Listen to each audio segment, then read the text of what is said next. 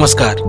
स्वतंत्रता दिवस की हार्दिक शुभकामनाएं। आजादी के 75 वर्ष पूरे हो गए हैं।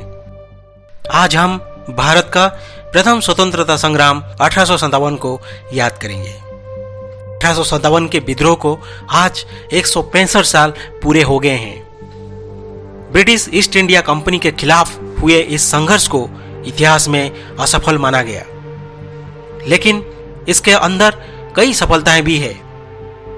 10 मई 1857 को मेरठ से शुरू हुआ क्रांति शीघ्र कानपुर, बरेली, झांसी, दिल्ली, अवध तक फैल गया। ऐसा माना जाता है कि भारत की आजादी की पहली नींव इस विद्रोह में रखी गई थी। क्योंकि ये विद्रोह भारतीय सैनिकों द्वारा प्रारंभ किया गया था, इसलिए सर्वप्रथम इसे सिपाही विद्रोह कहा जाता है। आगे चलकर इस विद्रोह को कई नामों से जाना गया। अंग्रेजों का कठोर लगान, भारतीय रजवाड़ों के साथ बुरे बर्ताव के सहित अनेक धारणाओं से उत्पन्न असंतोष ने लोग अंग्रेजों के खिलाफ विद्रोह में कूद पड़े।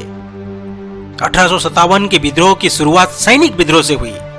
ब्रिटिश ईस्ट इंडिया कंपनी के सैनिकों में भारतीय की संख्या उन दिनों गोरों के मुकाबले अधिक थी।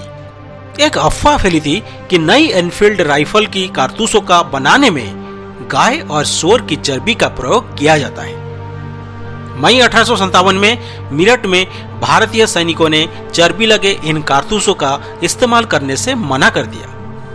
भारत के एक सैनिक मंगल पांडे ने इस राइफल के प्रयोग के विरुद्ध आवाज उठाई और अपने ही सीनियर अधिकारियों पर हमला कर दिया। मंगल पांडे को फांसी हुई। मंगल पांडे की फांसी के बाद मेरठ में कई भारतीय सैनिकों ने भी नए राइफल के प्रयोग से इनकार कर दिया। अंग्रेजों ने इन सिपाहियों का कोर्ट मार्शल कर जेल में डाल दिया। 10 मई को सिपाहियों ने अपने अधिकारियों पर गोली चलाकर जेल में बंद साथियों को छुड़ा लिया। सिपाहियों ने दिल्ली पहुंचकर बहादुर शाह जाफर को हिंदुस्तान का सम्राट घोषित कर दिया।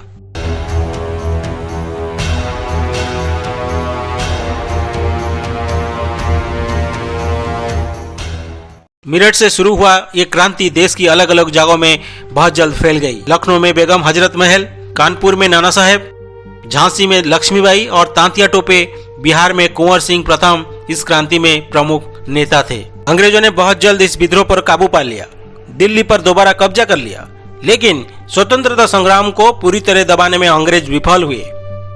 1857 क्रांति ने ब्रिटिश ईस्ट इंडिया कंपनी की जड़ें हिला दी थी।